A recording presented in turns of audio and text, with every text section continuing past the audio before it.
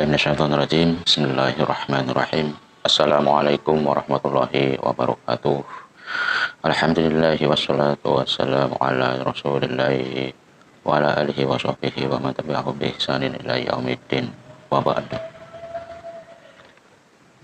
Alhamdulillah, malam hari ini saya bisa meneruskan membacakan sari pembacaan, yaitu pembacaan buku bestseller karya Tuan Guru Kiai Haji Abdul Somad LCMA 37 Masalah Populer. Salawat dan salam kita haturkan kepada junjungan Nabi Muhammad Sallallahu Alaihi Wasallam yang kita harapkan syafaatnya nanti pada hari kiamat. Allahumma amin. Untuk pembacaan selanjutnya yaitu masalah yang ketiga, memahami ayat dan hadis mutasyabihat.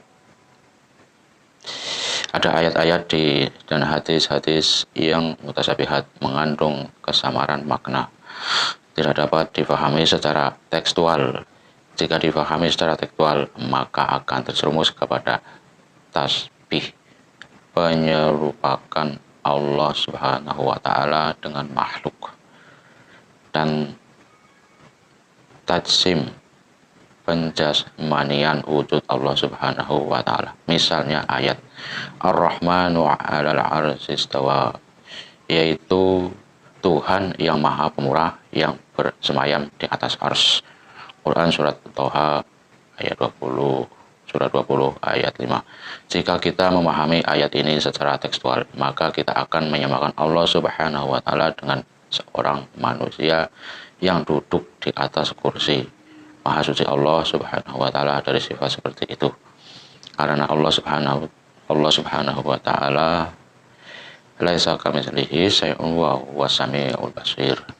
Tidak ada sesuatu pun yang serupa dengan Dia, dan Dialah yang Maha mendengar dan melihat. Quran surat Asy-Syura 42 ayat 11. Maka dalam memahami ayat-ayat dia dan hadis-hadis yang semakna dengan ini, para ulama sejak zaman para sahabat tabi'in, tabi'at tabi'in hingga sampai saat ini memahami ayat-ayat mutasyabihat dengan dua metode.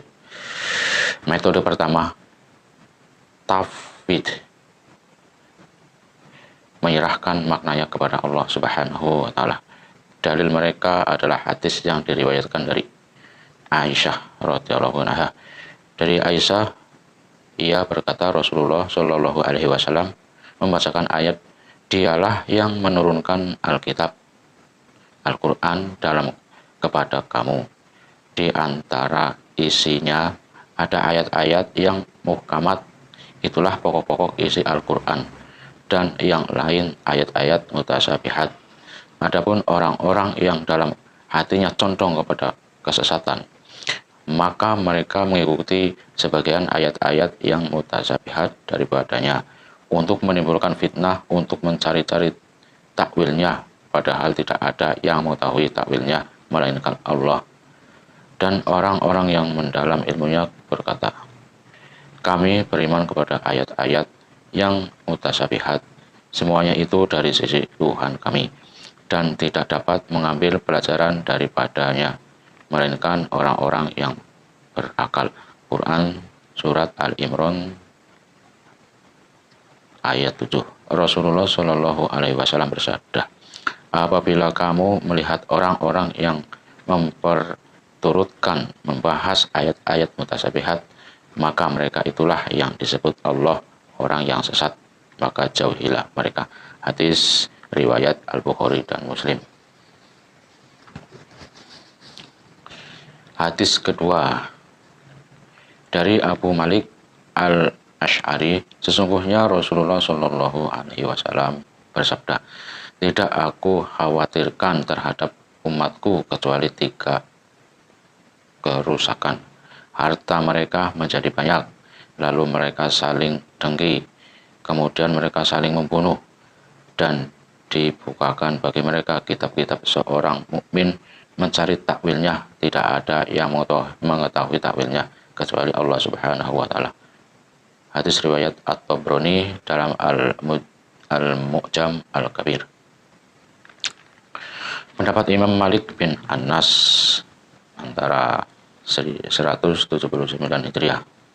Imam Malik berkata, ketika ditanya tentang firman Allah Subhanahu wa taala, kemudian Allah Subhanahu wa taala bersemayam di atas ars. Bagaimanakah Allah Subhanahu wa taala bersemayam?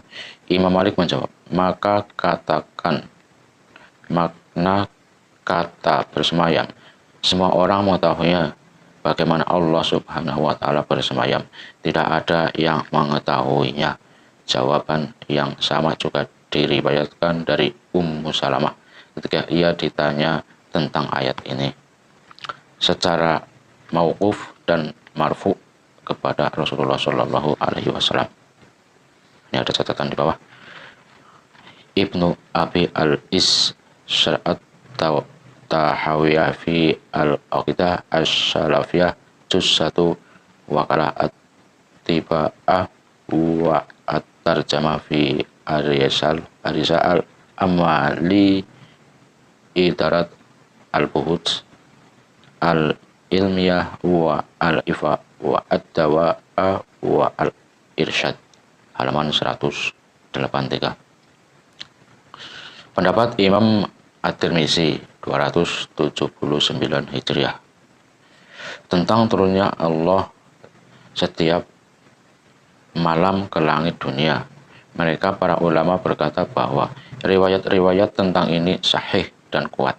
Riwayat-riwayat itu diimani, tidak diimajinasikan, tidak pula dikatakan kaifah, bagaimana model atau bentuknya.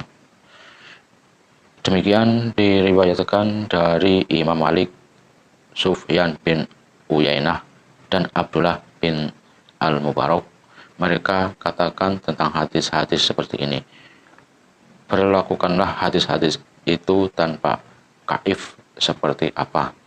Demikianlah pendapat ulama dari kalangan Ahlus Sunnah wal Jamaah. Catatan Imam At-Tirmizi As-Sunan juz 3 halaman 71. Diriwayatkan dari Rasulullah Shallallahu Alaihi Wasallam banyak riwayat seperti ini mutasyabihat. Di dalamnya disebut tentang ru'yah, melihat bahwa manusia melihat Rabb mereka, tentang kaki dan seperti itu. Mazhab ulama tentang masalah ini dari para imam seperti Imam Sufyan As-Sauri, Imam Malik bin Anas, Imam Ibnu Al-Mubarak, Imam Ibnu Uyainah, Imam Waqi, dan para imam lainnya bahwa mereka meriwayatkan hadis-hadis seperti ini. Kemudian mereka berkata, hadis-hadis seperti ini diriwayatkan, kita bagaimana mengimaninya tidak dikatakan bagaimana. Inilah pendapat yang dipilih para ahli hadis, bahwa hadis-hadis seperti ini diriwayatkan seperti apa adanya, diimani, tidak dijelaskan, tidak pula dibayang-bayangkan, tidak dikatakan bagaimana. Inilah pendapat para ulama yang mereka pilih dan mereka pegang. Pendapat Imam Ibnu As-Solah 643 Hijriah. Imam Ibnu As-Solah berkata, berdasarkan metode ini, tafwid menyerahkan maknanya kepada Allah Subhanahu wa taala. Para ulama dan pembesar umat Islam, pendapat ini pula yang dipilih oleh para imam ahli fiqh. Kepada pendapat ini pula seruan para imam ahli hadis dan para tokohnya. Tidak seorang pun dari ahli ilmu kalam yang memalingkan diri darinya dan menolaknya. Selesai. Catatan Ibidus 9 halaman 116. Seterusnya, pendapat Al-Hafiz Ibnu Hajar Al-Asqalani 852 Hijriah. Sebagian ulama membiarkan teks-teks tersebut sebagaimana apa adanya, mengimaninya dengan cara global, mensucikan Allah Subhanahu wa taala dari kaif cara, dan mensucikan Allah Subhanahu wa taala dari tasbih, penyamaan dengan makhluk. Mereka adalah mayoritas kalangan salaf. Catatan 113. Al-Hafiz Ibnu Hajar Al-Asqalani Basbari Syarh Syahih Al-Bukhari Juz 3 Beirut Dar Al-Ma'rifah 1379 Hijriah halaman 30. Penjelasan makna takwil disebutkan Al-Hafiz Ibnu Hajar Al-Asqalani. Ada di antara mereka yang mentakwilkan ke pendapat layak yang digunakan dalam bahasa Arab. Contoh-contoh takwil. Takwil Abdullah bin Abbas ayat mutasabihat. Maka pada hari kiamat ini kami melupakan mereka sebagaimana mereka melupakan pertemuan mereka dengan hari ini.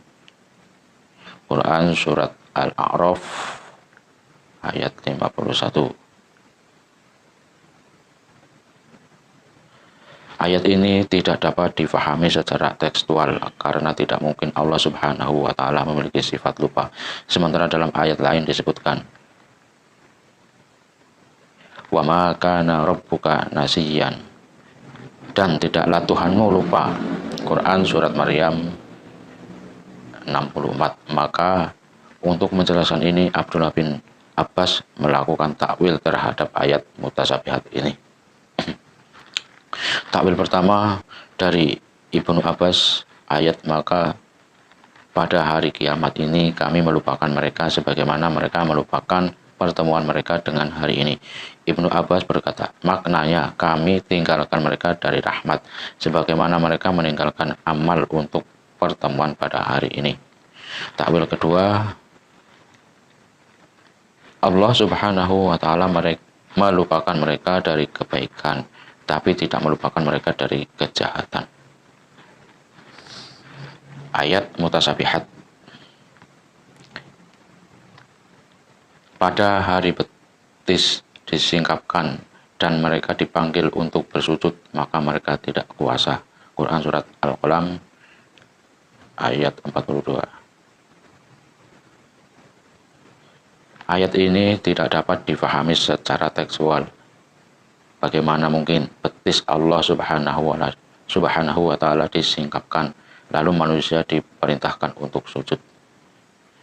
Maka Abdullah bin Abbas mentakwilkan ayat mutasabihat ini dari Ibnu Abbas, firman Allah Subhanahu wa Ta'ala, pada hari betis disingkapkan adalah perkara yang berat dan sangat keras karena ketakutan huru hara pada hari kiamat. Ayat mutasabihat.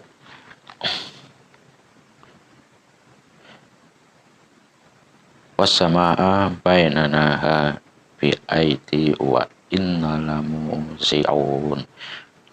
Secara tekstual terjemah ayat ini adalah, dan langit itu kami bangun dengan tangan kami dan sesungguhnya kami benar-benar berkuasa.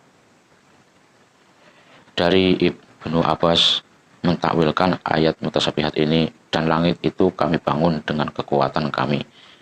Kata tangan ditakwilkan dengan kekuatan.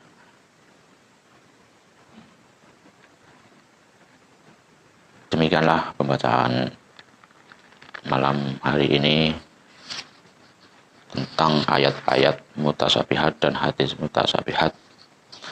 Semoga dapat mencerahkan para pendengar semuanya.